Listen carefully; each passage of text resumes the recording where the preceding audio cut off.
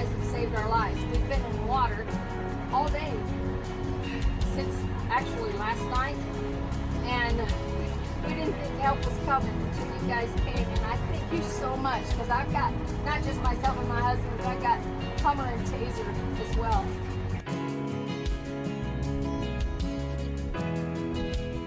Tropical Depression Harvey began to form in the Gulf of Mexico on August 19th. All weather models predicted Harvey would make landfall on the Texas coast as a Category 4 hurricane.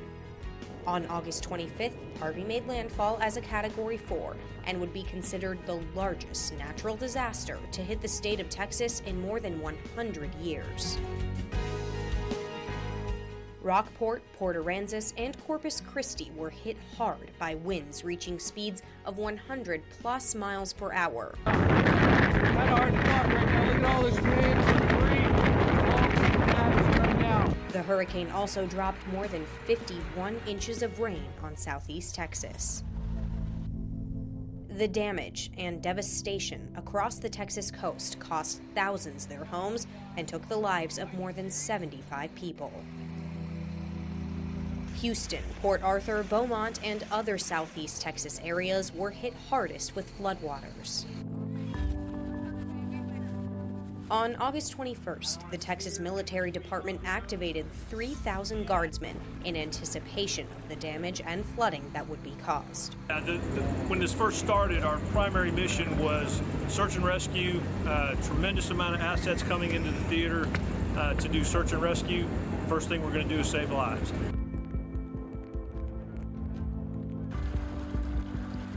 No, we're just going to do it. It's the right thing to do. We're here for support, regardless of whether it's wartime, peacetime, or doing any type of evacuation issue. We're here to do that. I authorized the deployment of all of the Texas National Guard to address the challenges that Texans are facing all the way from Corpus Christi to Houston, Texas. More than 17,000 guardsmen were activated. Their mission? To conduct ground and air missions, evacuations, running supply distribution points, and evacuation shelters across Texas. More than 5,000 guardsmen from across the country were also sent in to help the Texas Guard with hurricane response operations. Floodwaters ranged from 3 to 5 feet deep. Using aircraft, high-water vehicles, and boats, guardsmen helped rescue more than 16,000 people, evacuate more than 18,000, and shelter more than 26,000. We did hoist operations with aircraft. At one point, we had 160 aircraft, rotary wing aircraft, 30 C-130 aircraft for evacuation. We evacuated the city of Galveston. 1,200 animals were also rescued, and more than 700 were sheltered. The National Guard worked hand-in-hand with civilian first responders to ensure residents affected by Hurricane Harvey were taken care of. 29 Guard-supported distribution points were set up throughout the Gulf Coast.